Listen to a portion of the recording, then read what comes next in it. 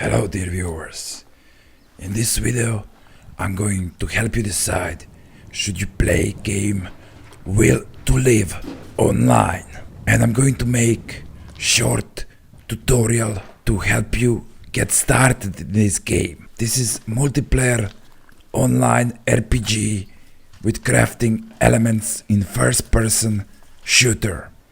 The game is made by Russian developers and it's heavily influenced by games like Stalker and Metro, and they were all influenced by the movies of Andrei Tarkovsky, especially movie Stalker.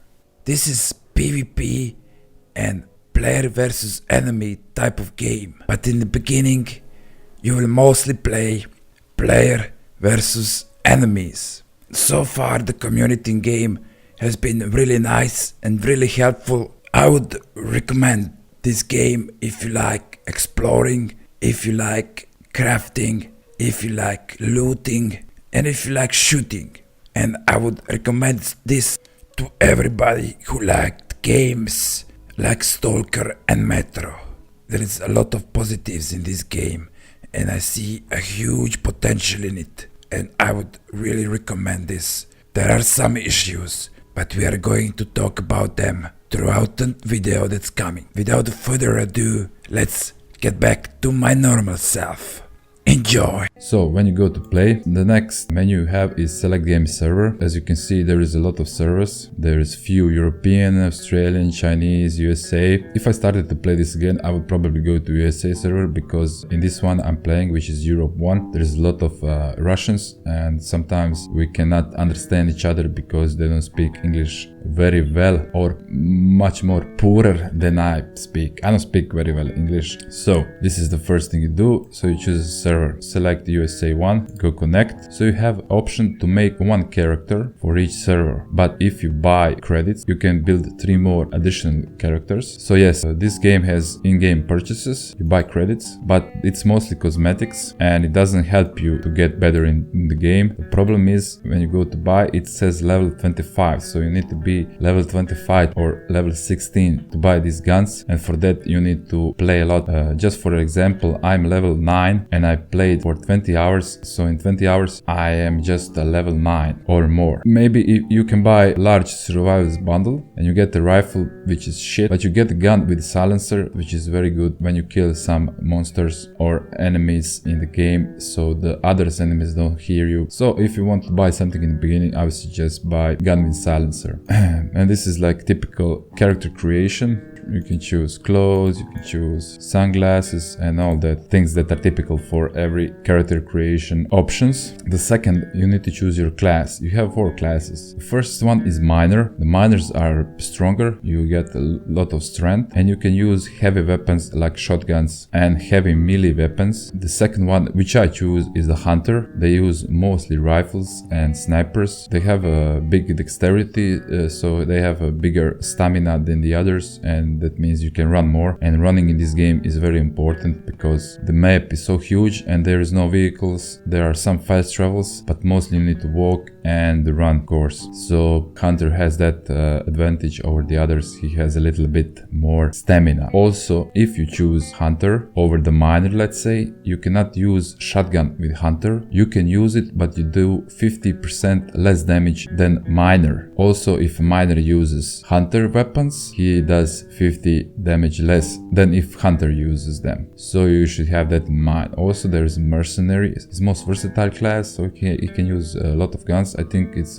best starting class in the beginning. The last class is engineer. He uses light weapons and he's good with explosives and healing and that stuff. Also, there are armors, so I guess miner uses heavy armor, hunter probably light, mercenary can combine, engineer is probably using lighter. I'm not sure about that. Okay, so when you chose your class, that's it. I would suggest skipping tutorial because it doesn't learn you anything that you don't already know if you are a PC gamer. It's basic stuff like running, crouching and shooting. Okay, I'm connected with my hunter who is level 9 and we're going to play. This is the starting area of the game.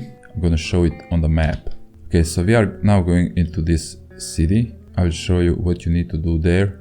what are the NPCs and how it functions. Pretty easy and simple, but it needs some time to get used to it. This is the dome.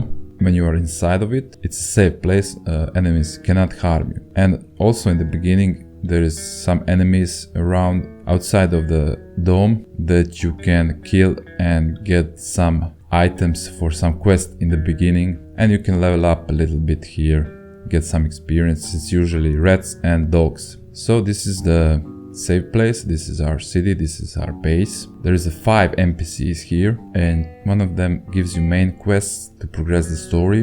The others give you quests to get experience, get some gear, get some money to explore the area. So there are quests here that you are constantly given by people here. It's already falling dark here, you see it's 6 o'clock. So the first and the closest NPC that we have here is the doctor, and he can heal you, and you can buy medkits and all other stuff at him and also sell it to him. I usually buy medium medkits. When you go outside of this safe area into the bigger map, you should always get at least 15 medium medkits. To have it, you should equip yourself for outside danger. There are syringes that give you armor. I haven't used them a lot because I didn't encounter bigger problems outside, but I'm going to start using them because now I'm encountering bigger level enemies and I think I'm going to need. And there is also anti-rad when you go into radiation. There is bigger syringes. So it's pretty self-explanatory and there is nothing much to tell about our doctor. Also, he gives you quests. Okay, we are now visiting second NPC, and I should say that is the most important or most fun NPC in the game. It's your weapon dealer. Also, these are all other players that you can communicate with, and usually they will help you if they know English, and they can give you stuff and point you to directions. So if you are lost in the game, you can always ask another players. This is Rafik. So when you go into menu, he can also give you quests and you can do stuff for him for experience and money. You have 4 sub options. You have weapons, ammo, crafting materials, bombs, grenades, batteries and so on, and you have clothes and armor. Let's first go into our weapon. There is decent amount of weapons you can choose. The more you level up and higher level you are, you will get more weapons. And the important thing about this, all weapons are tied to the level. So let's say my next weapon that I will buy is Fox rifle and it's level 10. I am level 9, so I cannot buy it yet. It costs 5,000 coins, I have only 700, so I need to make money for it. When you go into info about weapon, you can see is it suitable for your class. So this weapon is suitable for my class and it's a perfect weapon for me. I can buy shotguns, but if I use them, I do 50% less damage, so I'm not using shotguns and so on. You need to see which ammo does your gun use. Let's say my rifle that I have now uses 7.62 x 39. So we need to find that. 2 types of ammo for your rifle. So this one is FMG and this one HP. You can use both of them, but this one has more damage than this one. It's also more expensive. But I usually prefer buying better ammo, but sometimes I don't have money and I mix them both, you know. Also, when I go outside, I always have at least 200 bullets for each gun, which you can sometimes drain very quickly. And the reason you don't want to have a lot of ammo at you is because your inventory size is very limited. My size is 43.5 kilos, but you need to deduce at least 10 kilos of that. So if I, let's say, have 33 kilos, I'm already moving slower. I think with 35 kilos, you cannot move at all. So this number that it says 43.5 is not your maximum capacity. You need to deduce 10 kilos from it because you will not be able to move. So you need to be very careful with that. But you can upgrade your inventory and your carrying size of your backpack, which will I show you a bit later. Also, if you are a miner, you can carry more. Okay, that's about ammo. This is the stuff category that you can buy grenades, you can buy silencers, you can buy scopes, you can buy recipes for crafting, you can buy some cosmetics, bandana,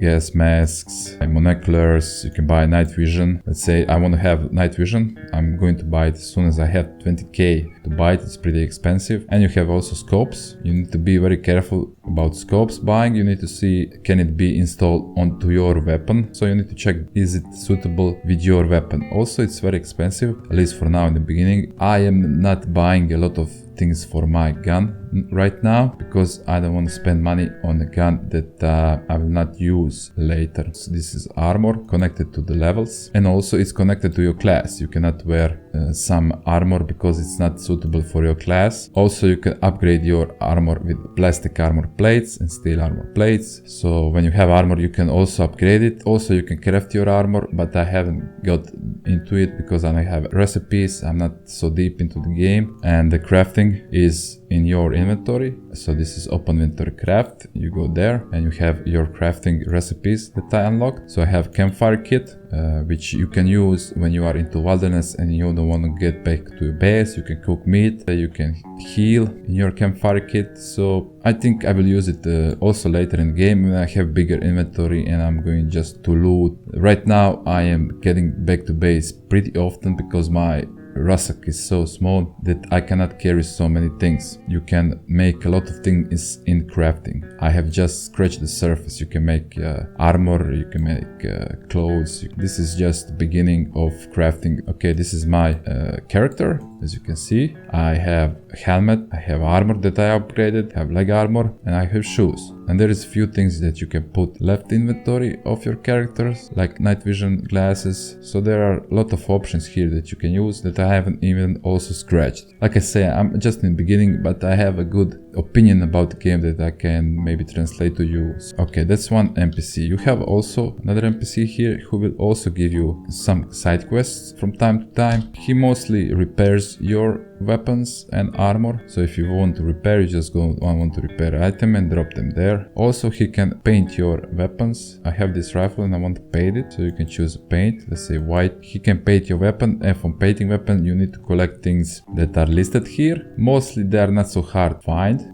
Also, a lot of these things that you need for painting you can find in Rafik in the commission option where other players leave their stuff, so you can find a lot of these ingredients in the Rafik. I haven't dwelled deep in painting my guns because I'm not satisfied with the gun I have. Maybe in the next gun I'm going to paint it. Okay, that's about the gunsmith. Also, we have another NPC here and who's called Stockman. He has your private storage, so when you go into the disco and you want to leave your stuff, you go into this guy. Only he is in the game and you can leave your stuff at him. This is my private storage, so you leave everything that you don't need or you are not going to sell, or you will use it maybe later, and you can just leave it in your private inventory. Also, you can increase the size of your personal storage. I have increased it 3 times, I think, so it's much bigger now. Okay, we are going to visit 2 more NPCs now. Also, in front of this shop you have a bulletin board where you can take quests. Sometimes they are really low level quests that you already did, so you can decide should you take them or not. We're going into disco. Also, you have slot machines that you can gamble. Sometimes you win, sometimes you lose. Classical things. I don't use them so much. So this is our barman. Barman also gives you quests sometimes, and at the barman you buy food and clean water, because every time you leave you need to bring some food and water. I mean, you can gather them in the wilderness, but you need to cook it, so you need to have a campfire, you need to have plastic bottles for water, you need to clean the water. It's a lot of process, and like I said, when I'm deeper into the map I am probably going to make my own meals and gather water by myself, but until then I would suggest for you to buy at least 3 or 4 distilled water bottles. And food you can choose. I usually buy fried chicken meat. I buy 3 or 4 of them. Also, you should buy cider because it gives you stamina. So when you are running and you are out of the stamina, you drink cider and it boosts your stamina so you can run more. And we have Vulture here. He's always sitting here with this guy.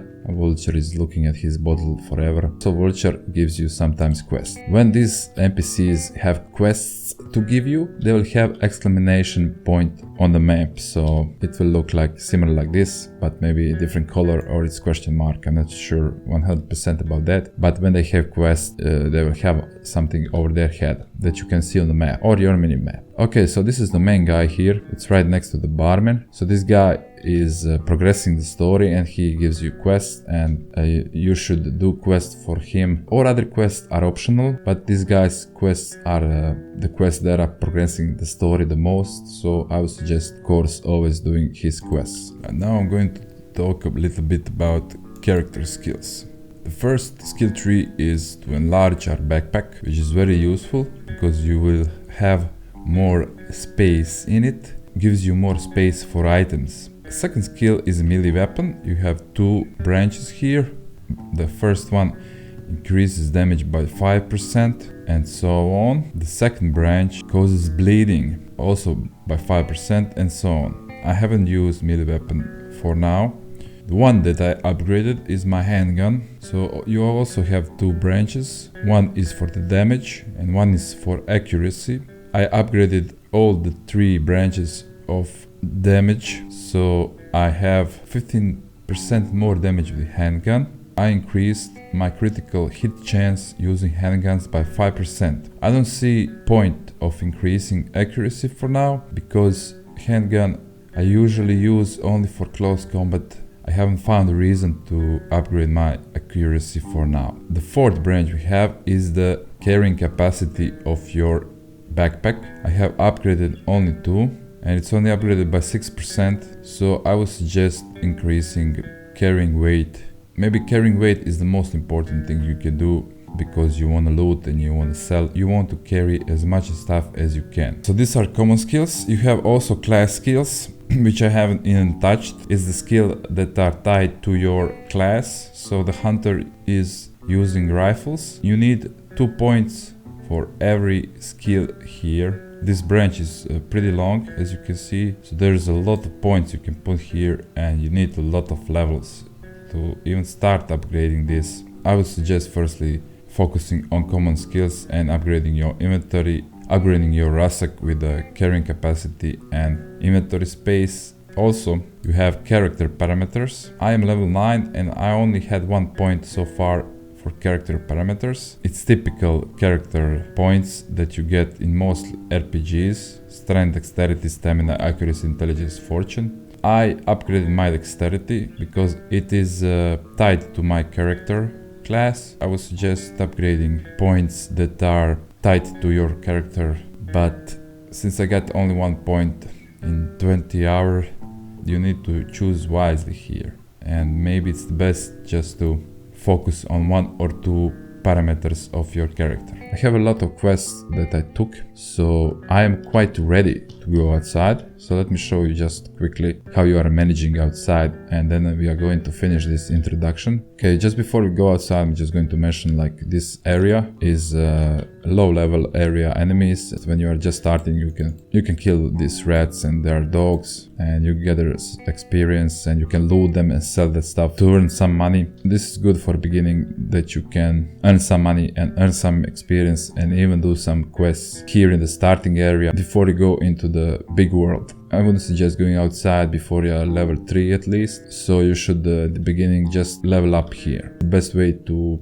gain experience is to find some player in the game and ask him, can you go with him and just shoot enemies that he's shooting, so you have somebody to watch your back, and that's the easiest way to level up. Okay, so this is one of the exits from the town. We have 3 exits. I'm going here, so we are leaving town now. Okay, so we are outside. This is the world that we need to dwell into it. We have left the safe area. Let's say I want to do some quests here, so you can change your quests just by page up, page down. Collect some plants, let's say for doctor, and I'm going to show that, and I'm going to explain a little bit map, because it needs some explanation. So these are the marks of my quest. White exclamation in the red circle, it's my quests that I need to go there and collect this stuff for the quest. Some things you can read what they are, like this is railway station, this is gas station, this is the site MTA. I'm going to show that in the next episode, some enemies that I encounter, some sites and all that stuff. But what I wanted to say, like in the beginning, you can find fast travels by yourself. It's like little portals and there is not many of them. I have 4 fast travel. Let's say this is one. You see this green is one portal. So when you go into it, you are teleported here. You need to mark things by yourself in this game, because even some quests are not marked and you need to look for them or ask other players where they are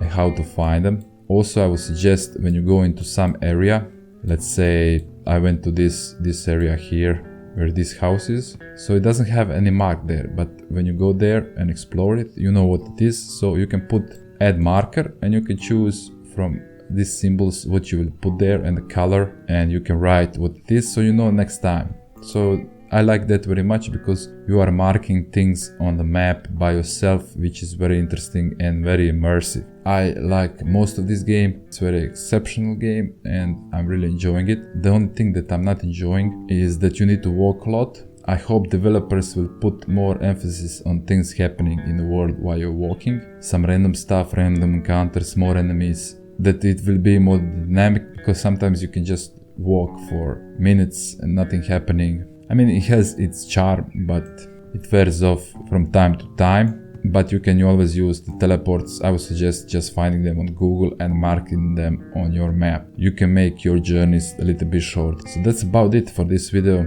I hope I didn't make this too complicated than it is. I hope I made it more simple, and I hope I made your mind about should you buy this game or not. Okay, thank you for watching, and if you like this video, please subscribe. Goodbye.